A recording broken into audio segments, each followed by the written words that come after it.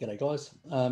So Dylan actually asked me about toxoplasmosis, and at the time, we were caught up in the comedy moment and all that, and I just basically lost focus and didn't focus on giving you some sort of explanation. And there is there is a lot of I'll share my screen. Okay.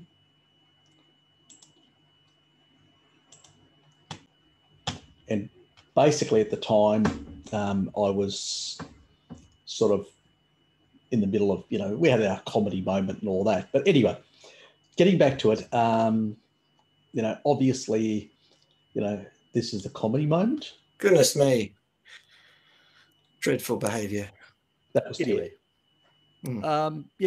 Ted actually suffers Dylan. Ted suffers from parasites as well. He has those sort of issues. Yeah, I'm one of them, apparently, according to Peppers. You bastard. That's sort of an open, Dylan. That's a bit of an open-end question. You should direct that to Ted. He knows more about parasites than anyone else. Yeah, exactly. And you should also ask Ted what happens to people who go vegan, and he will probably say, "Liquid ass." That kind of thing. Just dreadful. So what caused it for you? Monster. I've created a monster. Was it pussy feces? I couldn't help myself. Sorry. Yeah, I know. At that moment, just Bart lost it. I pretty much lost it. Obviously, we know that it's amongst the feline community. It's quite prevalent, and that's the reason why Dylan actually asked me the question. But we had our comedy moment at that time, and weren't really focused on, really going into, I wasn't really focusing to going into any depth. So I thought I'd make this really quick video just to cover that. There you go. There you go. Oh, well, hey, you don't have to worry. It's not monetized. So anyway, going back to it, Toxoplasma parasite it's a common parasite found in cat feces or contaminated food, but it's also basically, you'll find it's quite common throughout the world. It's not something, it's sort of if you've got uncooked meats, sometimes they could actually be exposed to this parasite, and and also mothers can actually, if they've got it, they can actually transmit it to their children as well. So there's that sort of as well in pregnancy. So it's, it is an issue. A lot of people have pets as well, and they tend to be carriers of this condition. This is from the Cornell University of College of Veterinary Medicine, and they actually just go into sort of the life cycle pretty much, and look at basically how it can move around between cats, felines, into rats, and back again. So we can actually get it directly from rats. It can go into certain animals, or it can basically undercooked meats. And a lot of it there are people in our community that do consume raw meat, and that is a vector that can come in due to that. So that is an issue. I was aware of the thing that could help in this regard, and I'll just go into the study. The biggest problem in the West, if you go to and look at most of the Western journals and all that, you won't find a lot of information, because when it comes to Toxoplasma parasite, the focus is on medications, drugs, things like that, combination of antibiotics and other things and stuff like that fucks up your gut microbiome. It's all this sort of stuff. It's not basically being proactive and protecting the person. It's sort of really just trying to hammer the damn thing. And it has inside of, it has consequence. Some of the drugs do have side effects, depending on how long you've taken it, and in that situation. It is a feline immunodeficiency virus type thing. The parasite can have these effects on the cat as well, because that actually can affect. So cat's immune response cannot stop the spread. So the disease is most likely to occur in cats with suppressed immune systems. So it is cats that do have suppressed immune systems, and that's why feline leukemia virus or feline autoimmunodeficiency virus and other sort of a lot of the animals nowadays, they're not eating grass on the land. They're not eating. They're not foraging in the traditional way. In a sort of a lot of animals are being given all sorts of shit. They're given antibiotics. They're given all sorts of things. They've got compromised immune systems.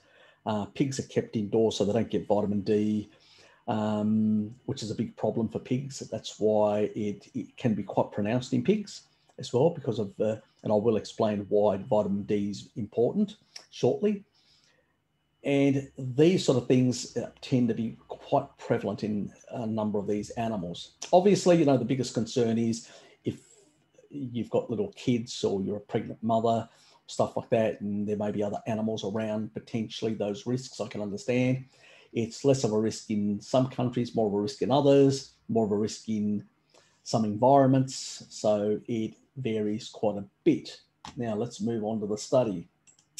Now, this study is from Iran, and it's looking at vitamin D deficiency and Toxoplasma infection. So the actual infections, so plus Toxoplasmosis, the zoonotic disease with worldwide distribution, is life-threatening in congenital to immunocompromised patients. So from birth to people that have got, for whatever reason, and we're not talking about only people HIV or anything like that. There can be people that for a whole lot of things like diabetes and all sorts of conditions where they can be immunocompromised, leaky gut, autoimmune diseases, and all that sort of stuff. So we're talking about a wide gamut of people. I've talked a lot about vitamin D and autoimmunity. It's great to see, great improvements in our dear friend Lukey. Luke Gear, he's really gone, very far. He's improved his health quite considerably by getting out there and sunbaking and getting his vitamin D levels to a very good, healthy level, high levels. And that has really improved his health. It's really changed the way he feels his life, which is good. It's a positive thing, which I'm happy to see. Now let's get into guts of the thing. When they've actually looked at,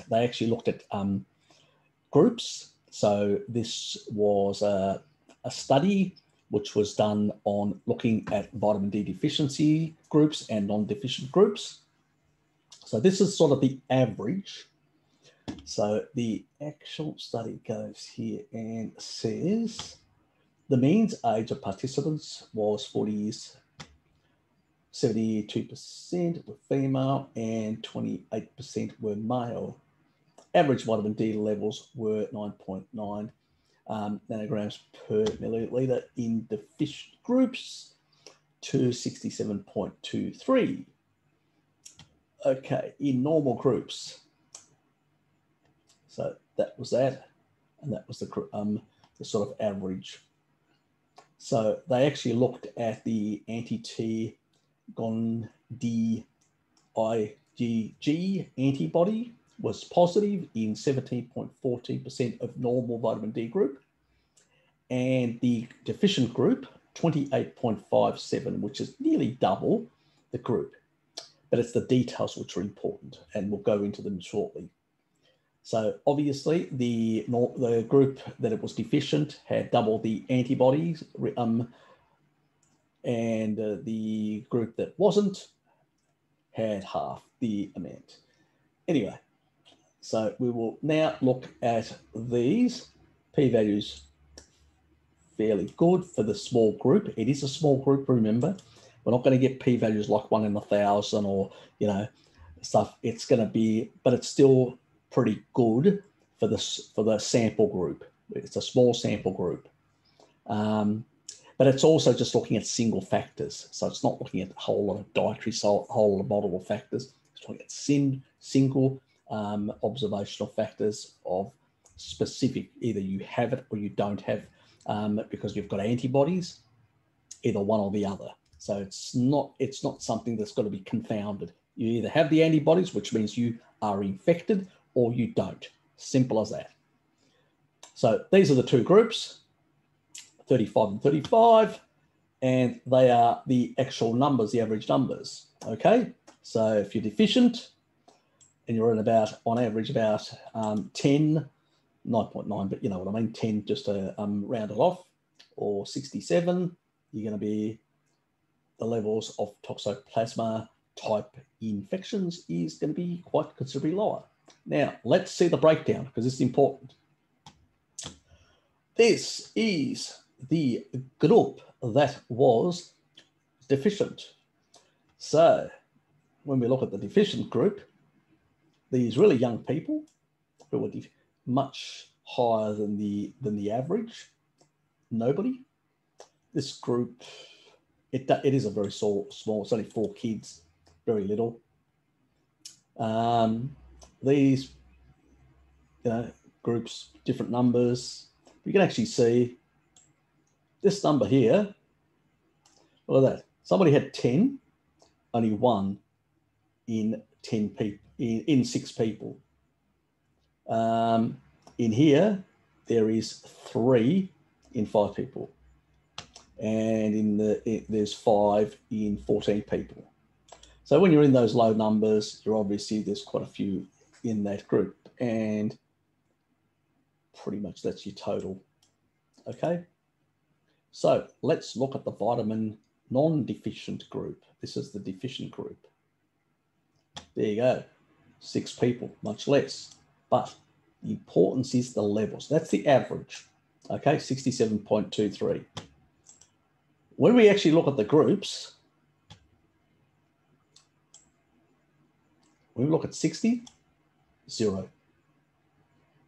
When we look at 47, 55, 56, there is still some people, that's a quarter of those.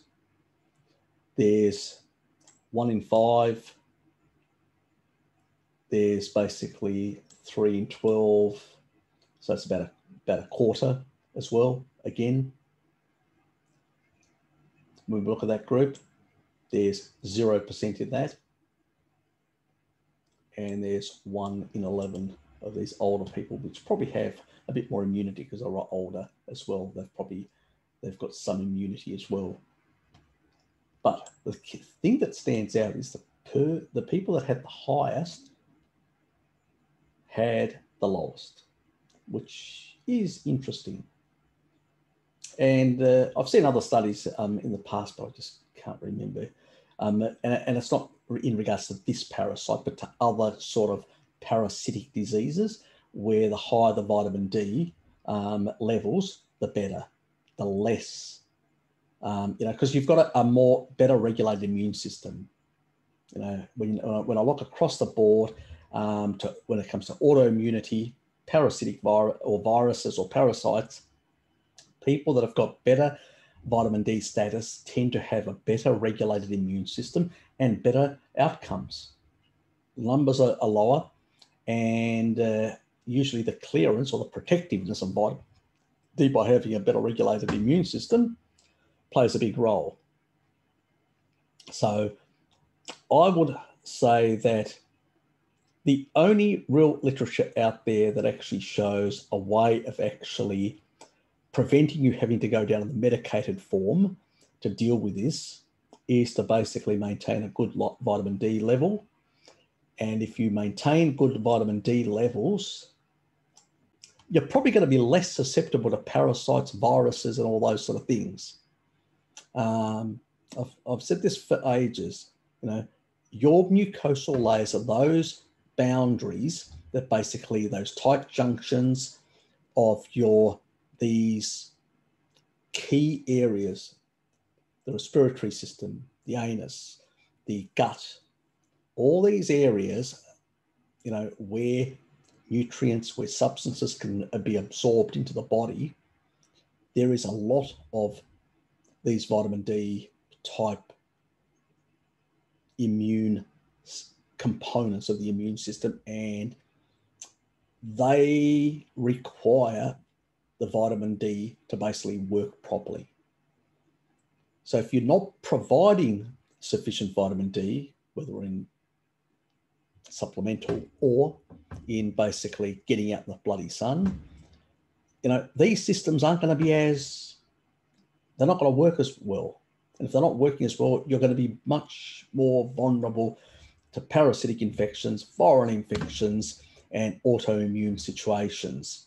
I've pointed this out in just a previous live stream. I've pointed out on countless occasions how important to basically eliminate the leaky gut problem, eliminate basically your risk to parasites, viruses, bacterial sort of LPS, shedding in the gut, all this sort of stuff that actually is creating autoimmunity, is creating histamine issues, is creating all these underlying issues, is a gut permeability issue. And vitamin D is the magic glue, and the fat-soluble vitamins that regulate the collagen degrading enzymes that actually are responsible for that. It's the synergistic of the fat-soluble vitamins, animal nutrition, that is going to basically provide the protection you need. But out of all those fat-soluble vitamins, the one that we're really neglecting is vitamin D. And with the rates of vitamin D deficiency in most countries being at an astronomical high level nowadays, because people are working indoors and putting cream on their bodies to reduce, because they fear burning. And that's due to basically putting the wrong type of foods, inappropriate foods, that end up creating the wrong lipid membrane structures, which make them vulnerable to burning. And then they neglect to get sufficient fat-soluble vitamins in their diet, because they are deficient in those, because they avoid animal products and eat too much junk and kibble. And this is why they are suffering what they are suffering. And this is why even traditional things that we used to consume in small amounts, we can't even cope with them anymore, because our guts are permeable and shitloads of stuff come in, lectins, gluten, all these sort of things. So I think this is just another illustration of the importance of vitamin D. It's a hormone. You need to get it in a certain amount.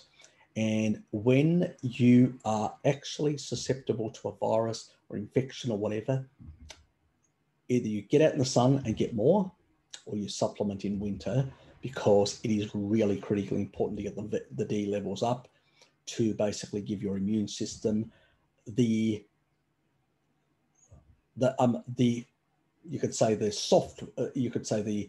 the components that it needs to basically work effectively against these things. So, I hope this sort of has given a bit of information for this specific condition, but, it applies to a lot of things, so, vitamin D is important, guys. I can't stress it, how important it is. If you're not sure, get your levels checked. If you've got access to the sun, why the fuck aren't you out there enjoying it and getting its beneficial rays on your skin? So I hope you enjoyed it. I'll leave it at that. Thanks, guys.